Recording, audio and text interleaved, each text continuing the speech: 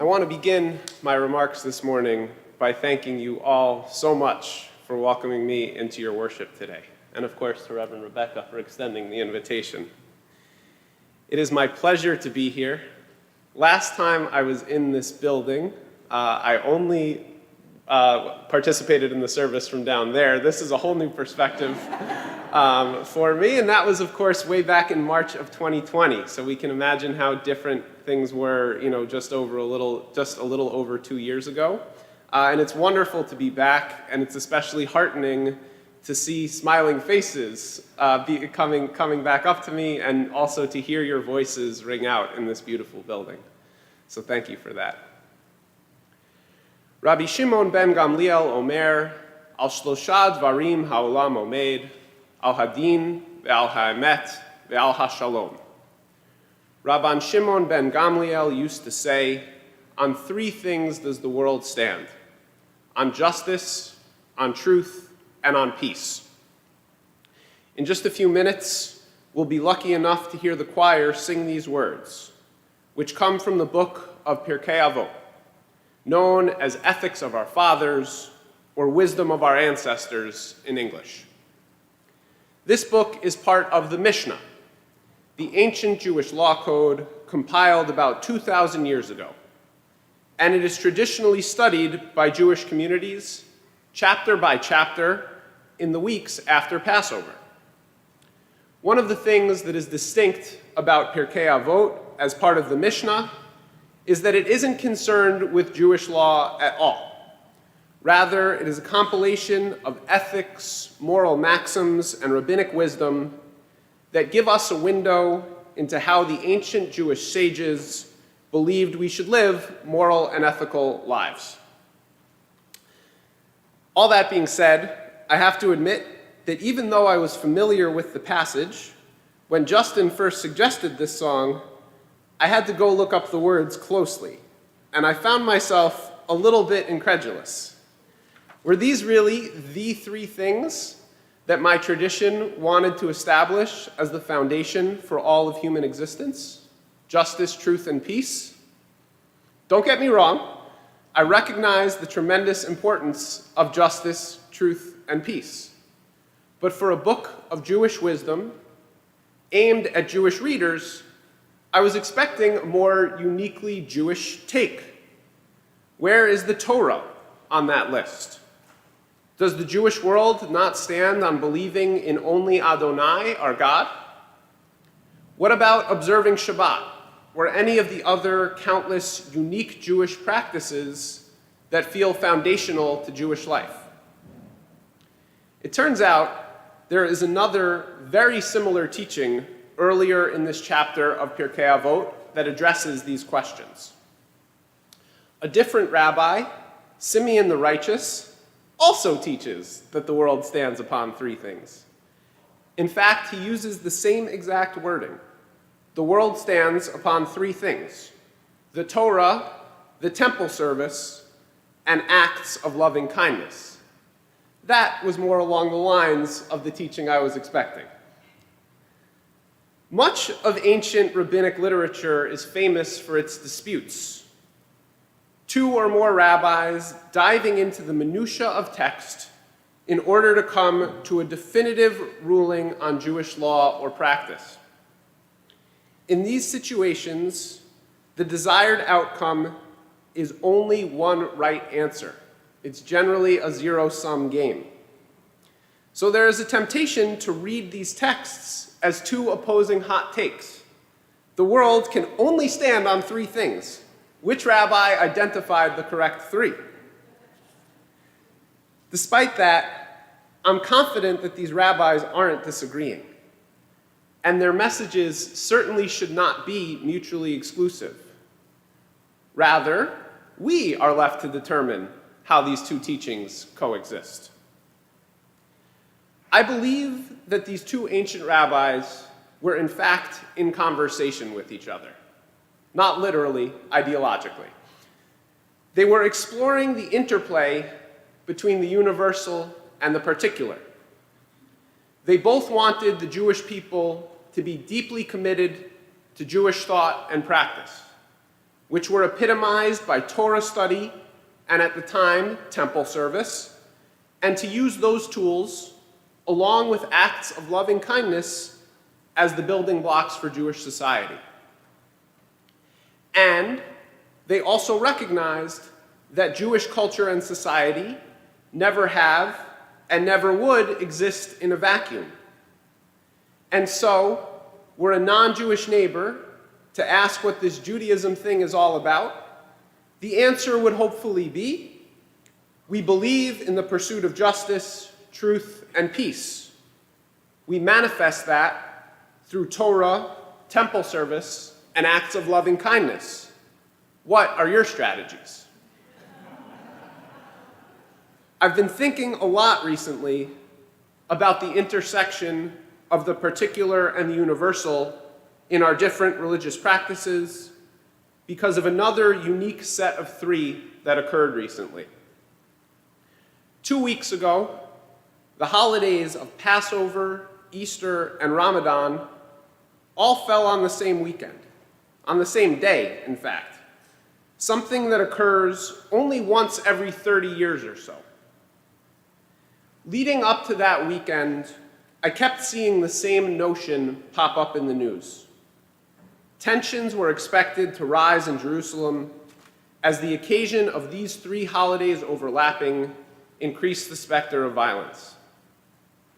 I couldn't and still cannot wrap my head around that. How is it that in a place infused with so much holiness, at a time of year so sacred to so many, that this confluence could lead to conflict rather than observance and celebration? I don't have an answer for that one, and I really wish I did. But I want to share the words of Rabbi Jonah of Gerona, a 12th century Catalan scholar who wrote a commentary on Pirkei Avot.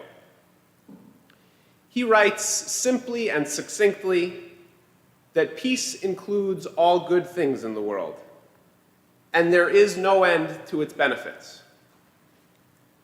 Those limitless benefits are too often inaccessible when we allow the differences in our beliefs to overshadow our commonalities.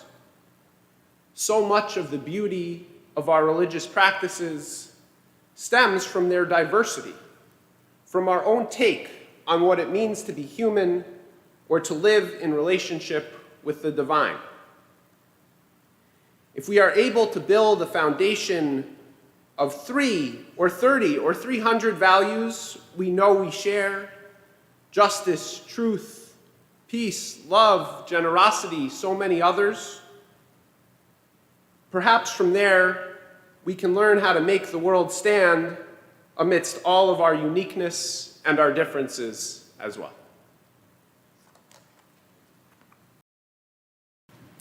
Thank you, Alex. It was indeed a beautiful day when we'd already planned for him to be here, and then COVID happened, and we pivoted and we did it together there, and I had forgotten, that's right, there were no faces. It was that time. We're still processing, but it is indeed a delight to have you back in that way. And the many things we've done in between as members of the Seacoast Interfaith Clergy Association are dear and beloved. My first foray into transformative interfaith work happened immediately following 9/11. I had been taking classes focused on interfaith and learning the Abrahamic traditions at Hartford Seminary, where I lived at the time. Yet to be a full-time student at Andover Newton, that and subsequent ordination as a Unitarian Universalist minister were still a few years away. However, those experiences in interfaith work grew to be foundational to my call to ministry. Prior to 9/11, these classes that I was auditing were interesting. They were really interesting. I am a seeker and a lifelong learner. The classes were quenching my thirst for learning, especially about theology. The occurrences of 9/11 changed that forever.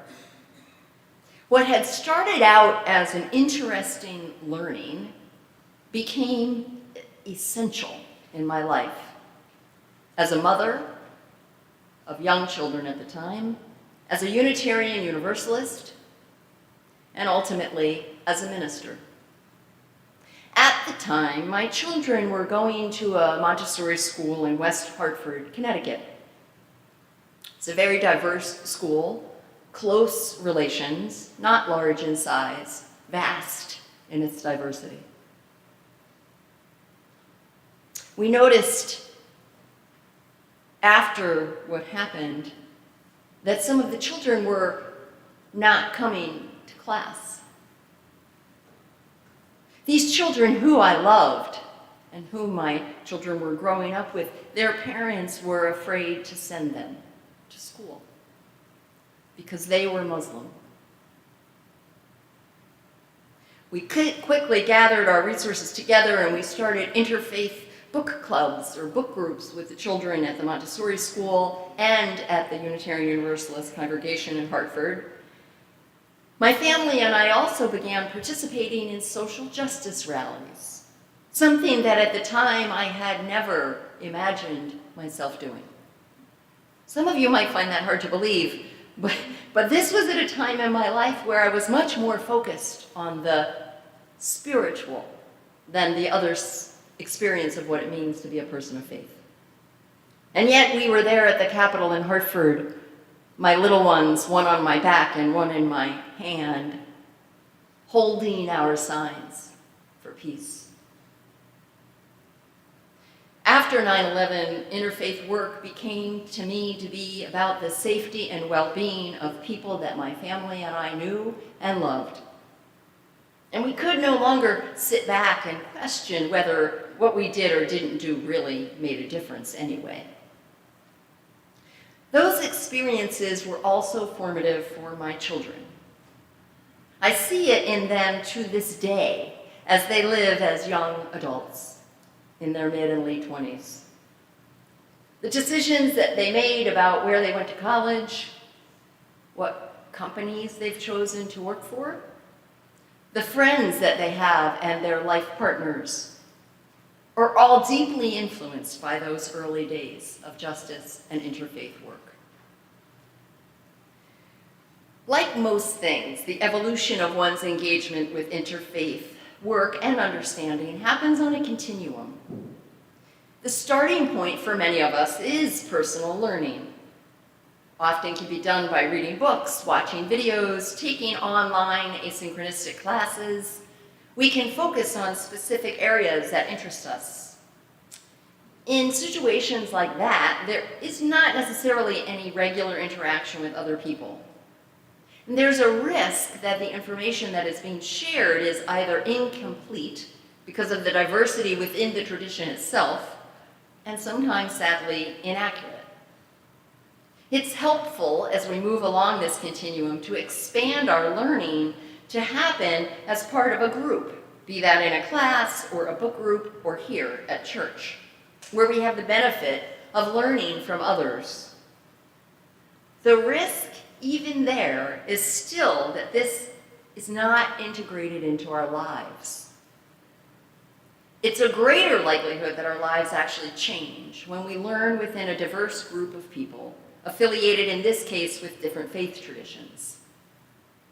And then learning really accelerates when genuine relationship is part of that learning. At that point, learning moves from being solely intellectual to residing in our hearts as well. It's so much harder to objectify people with whom you are in a relationship, although it's still always a risk.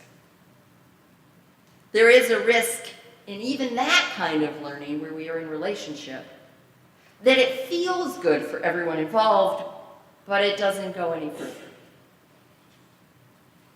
So the final stage, although none of this is that sequential or ever necessarily finished, but just as a paradigm of understanding, is when we actually move to becoming allies or partners. This type of learning extends beyond the individuals that are in the groups. And you begin to work for the rights of other groups within your own community or in the world. And then also deep relationships start to be formed that coalesce around things other than the original purpose. It becomes about so much more than your differences. And it becomes about the life that you're sharing together. The differences in participants' theological beliefs remain part of the fabric of the relationship, but they're not the whole quilt. I think people who have been tutoring and involved with our family, our Afghan family next door, have experienced this. It becomes about so much more. It's interesting that the term interfaith, as I'm using it this morning, for me, extends beyond formal world religions and includes probably a greater portion of the population, certainly in this part of the United States. It includes, for example, the nuns, N-O-N-E-S, people who do not go to church. How many of us are in close relationship with people who say, "You do what on Sundays?" How many empty seats that I've gotten on a plane when someone asks me what I do, and I say I'm a minister. And then they move. Or atheists, being in relationship with atheists, being in relationship with emergent churches that are in opposition or somehow responding to their own faith traditions and worshiping in their way. And then we have people who identify as spiritual but not religious. The point is, interfaith is really about all of us. Unitarian and Unitarian Universalists have a deep history of interfaith work. I want for a moment to focus on that through the lens of relationships with Jewish people. And this work has changed us as a faith body. For example, our chalice, the chalice lit there, the chalice that is the symbol of Unitarian Universalism around the world, the symbol of our faith was created as a sign of refuge for those Jews escaping Nazi persecution. It was designed for the Unitarian Universalist Service Committee and used literally as a two-dimensional stamp that was put on documents that were helping Jewish refugees escape Nazi persecution at the start of World War II. And yet, it is the symbol of our faith today, around the world. One of the 6 sources of our faith is, and I quote, Jewish and Christian teachings, which call us to respond to God's love by loving our neighbors as ourselves. There's a group, Unitarian Universalists for Jewish Awareness, that offers education and community for people who come to our faith from Judaism and interfaith and multi-religious individuals and families. This group offers education and resources as well as community and worship for all of those folks and anyone who has an interest in Jewish UU theology, stories, heritage, and resources. Locally, we're blessed to have this rich and deepening relationship. You may remember and may have been a part of our congregational walk to Alex's building after the shootings at the Tree of Life Synagogue in Pittsburgh in October 2018. I had only arrived in August that year. It was one of the first things we did together as a congregation after that arrival. It was so clear to me that night when so many of you showed up with very little notice. You gathered outside of the sanctuary and we marched over together to join hundreds of other people in this community to demonstrate our support. So many so that in fact, we couldn't all get into the building. It was overflowing, not only with us, but with many in this community. It was a beautiful, though of course tragic, experience, it is clear to me that Interfaith is deeply regarded and understood here for its potential, its possibilities, its privilege, and dare I say, its responsibility. We are indeed honored to have you with us, Alex, and we look forward to the journey to come. Amen.